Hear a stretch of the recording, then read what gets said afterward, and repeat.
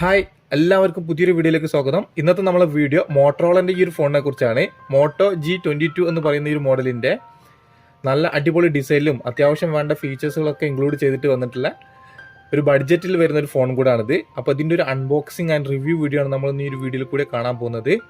അപ്പോൾ എന്തായാലും നമുക്ക് ഈ ഒരു ബോക്സ് ഓപ്പൺ ചെയ്ത് ബാക്കിയുള്ള കാര്യങ്ങളൊക്കെ നോക്കാം.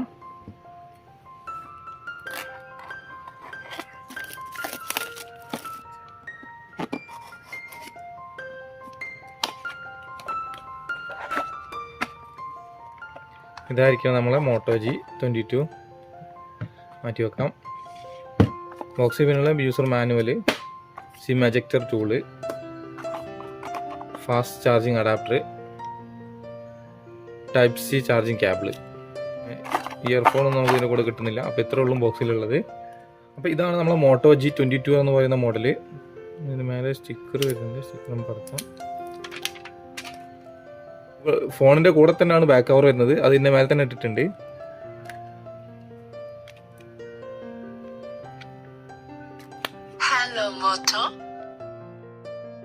എന്റെ കയ്യിൽ വരുന്ന ഈ ഒരു വേരിയന്റ് 4GB റാമും 128GB ഇന്റർണൽ സ്റ്റോറേജുമുള്ള ഐസ് ബ്രിക്ക് ബ്ലൂ എന്ന് പറയുന്ന കളറാണ്.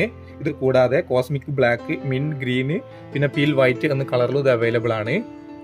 അപ്പോൾ നിങ്ങൾക്ക് ഇവിടെ കാണാൻ ഒരു പ്രീമിയം ലുക്കിലുള്ള ഒരു ഫോണാണ്. നല്ല അടിപൊളി ഡിസൈനാണ്. ബാക്ക് സൈഡിൽ ലൈറ്റ് ഒക്കെ തട്ടുന്ന സമയത്ത് റിഫ്ലക്ട് ചെയ്യുന്നതും കാണാം. ഇനി ഫോണിന്റെ ബാക്ക് സൈഡ് വരുന്നത് പോളി കാർബൺ ആണ്. ഒരു ഗ്ലാസ് ഫിനിഷിൽ പോലെയൊക്കെ നമുക്ക് തോന്നിക്കെങ്കിലും ഇത് വരുന്നത് പ്ലാസ്റ്റിക് ബോഡിയാണ്. കാണാൻ നല്ല ഭംഗിയുള്ള ഒരു ഡിസൈൻ. ഇതൊരു ബഡ്ജറ്റിൽ വരുന്ന ഫോണാണെന്ന് നമ്മൾ പറയില്ല. അത്രയും നല്ലൊരു ലുക്കിലാണ് ഈ ഫോൺ വന്നിരിക്കുന്നത്. ഈ ക്യാമറയുടെ മുടികളൊക്കെ കൊടുക്കുന്നത് കാണാം. നല്ലൊരു അടിപൊളി ഡിസൈനിലാണ് വരുന്നത്. ഇനി ഫോണിന്റെ റൈറ്റ് സൈഡിലായിട്ടാണ് പവർ ബട്ടൺ. ഈ പവർ ബട്ടന്റെ മുകളിൽ തന്നെയാണ് നമുക്ക് ഫിംഗർ പ്രിന്റ് സെൻസറും വരുന്നത്. അതുപോലെ തന്നെ വോളിയം അപ്പ് ആൻഡ് ഡൗൺ ചെയ്യാനുള്ള ബട്ടണും, മുകളിലായിട്ട് 3.5mm ഹെഡ്ഫോൺ കണക്ട് ചെയ്യാനുള്ള ജാക്കും, ലെഫ്റ്റ് സൈഡിലായിട്ട് സിം ട്രേയും കൊടുത്തിട്ടുണ്ട്. ഈ സിം ട്രേയിൽ നമുക്ക് ഒരേ സമയത്ത് 2 സിം കാർഡും ഒരു മെമ്മറി കാർഡ് ഇട്ട് യൂസ് ചെയ്യാൻ പറ്റുന്ന ട്രേ ആണ് വരുന്നത്. ഇനി ഫോണിന്റെ താഴെ ഭാഗത്തായിട്ടാണ് main mic, type C charging port, ഒരു സിംഗിൾ സ്പീക്കറാണ് വരുന്നത്. ഇത് സ്റ്റീരിയോ സ്പീക്കർ അല്ല. ഇനി ബാക്ക് സൈഡിൽ അപ്പോൾ നിങ്ങൾക്ക് ഇവിടെ കാണാം ഫിംഗർ ജസ്റ്റ് ടച്ച് ആകുമ്പോൾ തന്നെ അടയാളം വരുന്നത്. അപ്പോൾ ഇതിന്റെ കൂടെ വരുന്ന ഈ ഒരു ബാക്ക് കവർ ഇട്ട് യൂസ് ചെയ്യുന്നതായിരിക്കും കുറച്ചും കൂടി ബെറ്റർ. ഫസ്റ്റ് തന്നെ ഫോണിന്റെ ഡിസ്പ്ലേ സൈഡ് നോക്കുകയാണെങ്കിൽ 6.5 ഇഞ്ചിന്റെ HD+ IPS LCD ഡിസ്പ്ലേ ആണ് വരുന്നത്. അതുപോലെ തന്നെ ഇതിൽ 90 Hz റീഫ്രഷ് റേറ്റ് നമുക്ക് കിട്ടുന്നുണ്ട്. 84.2% ആണ് screen to body ratio. 268 ppi ആണ് ഡിസ്പ്ലേ ഡെൻസിറ്റി ഉള്ളത്. പിന്നെ 20:9 ആണ് ആസ്പെക്ട് റേഷ്യോ വരുന്നത്. അപ്പോൾ അത്യാവശ്യം നല്ല ക്വാളിറ്റിയുള്ള ഡിസ്പ്ലേ തന്നെയാണെന്ന് പറയാം. നിങ്ങൾക്കിവിടെ കാണാം തീരെ ബസ്സിലില്ലാത്തൊരു ഡിസ്പ്ലേ തന്നെയാണ്. താഴെ ഭാഗത്ത് മാത്രം ചെറിയ രീതിയിലൊരു ബസ്സിൽ കാണാൻ സാധിക്കുന്നുള്ളൂ. പിന്നെ 5 ഹോൾ ക്യാമറ ആണ് വരുന്നത്. പിന്നെ ഇതിൽ വീഡിയോ ഒക്കെ കാണുന്ന സമയത്ത് നല്ല ക്വാളിറ്റി തന്നെ കാണാൻ സാധിക്കുന്നുണ്ട്. ഇവിടെ കാണുമ്പോൾ തന്നെ നിങ്ങൾക്ക് മനസ്സിലാവും. പക്ഷേ സൈഡ് വ്യൂയിലൊന്നും അത്ര ഒരു പെർഫെക്ഷൻ ഇല്ല. ചെറിയൊരു ബ്ലർ പോലൊക്കെ ഫീൽ ചെയ്തിട്ടുണ്ടായിരുന്നു. എന്നാലും അത്യാവശ്യം തരക്കേടില്ലാത്തൊരു ക്വാളിറ്റി നമുക്ക് ഇതിൽ കിട്ടുന്നുണ്ട്. ഇനി ഫോണിൽ Android 12 ആണ് ഏറ്റവും ലേറ്റസ്റ്റ് ആയിട്ടുള്ള ആൻഡ്രോയിഡിന്റെ തന്നെ വെർഷൻ ആണ് ഇതിൽ കൊടുത്തിട്ടുള്ളത്.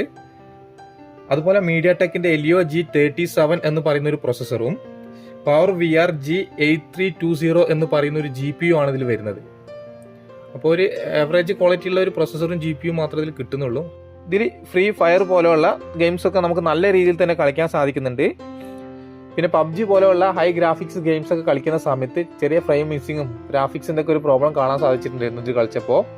പിന്നെ ഇതിൽ വരുന്നത് 2 വേരിയന്റിലാണ്. 4GB ആൻഡ് 64GB അതുപോലെ തന്നെ 4GB ആൻഡ് 128GB ഇത് അവൈലബിൾ ആവുന്നത്.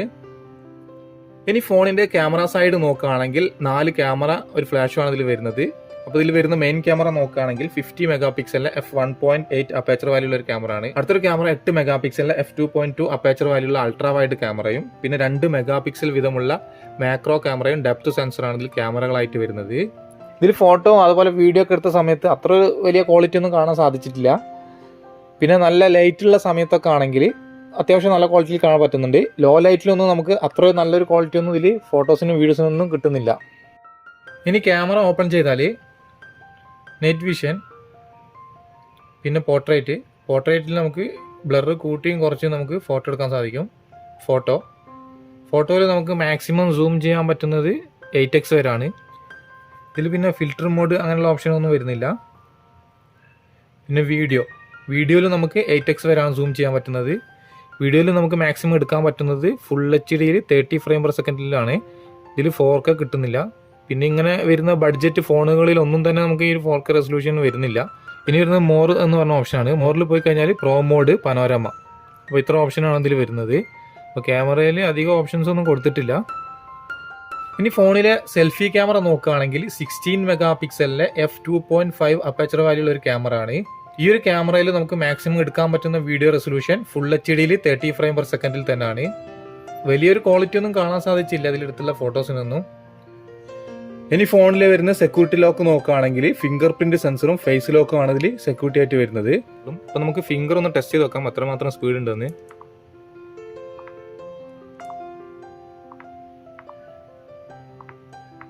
ഫിംഗർ പ്രിന്റ് നല്ല സ്പീഡിൽ തന്നെ സെൻസ് ആയിട്ട് വരുന്നത് കാണാം. ജസ്റ്റ് ടച്ച് ചെയ്യുമ്പോൾ തന്നെ സെൻസ് ആയിട്ട് വരുന്നുണ്ട്. അത്യാവശ്യം നല്ല സ്പീഡ് തന്നെ നമുക്ക് കിട്ടുന്നുണ്ട്. അടിപൊളി, നല്ല സ്പീഡിലാണ് ഫിംഗർ സെൻസ് ആയിട്ട് വരുന്നത്.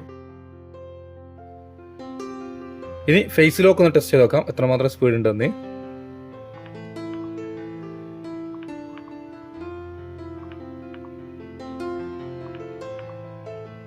ഇപ്പോൾ ഫേസ് ലോക്ക് വർക്ക് ചെയ്യുന്നത് നല്ല സ്ലോ അല്ല, നല്ല സ്പീഡും അല്ലാത്ത ഒരു ആവറേജ് സ്പീഡിൽ തന്നെ വർക്ക് ആവുന്നുണ്ട്.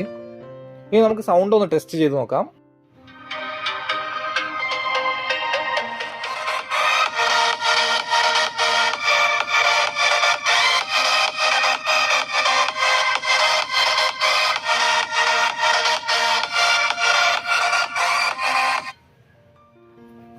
നല്ല അടിപൊളി സൗണ്ടാണ്. നല്ല ലൗഡ് ആയിട്ടുള്ള സൗണ്ട് നമുക്ക് ഈ ഒരു ഫോണിന്റെ സ്പീക്കറിൽ കിട്ടുന്നുണ്ട്. സിംഗിൾ സ്പീക്കറാണ് വരുന്നത്, സ്റ്റീരിയോ സ്പീക്കർ ഒന്നല്ല. എന്നാൽ തന്നെ ഇങ്ങനെ ഈ ഒരു പ്രൈസ് റേഞ്ചിൽ വരുന്ന ഫോണുകളിൽ ഒന്നും തന്നെ നമുക്ക് ഇത്രയും ലൗഡ് ആയിട്ടുള്ള സൗണ്ട് ഒന്നും കേൾക്കാൻ സാധിക്കാറില്ല. അപ്പോൾ ഇതിൽ നല്ല സൗണ്ട് ക്വാളിറ്റി കിട്ടുന്നുണ്ട്.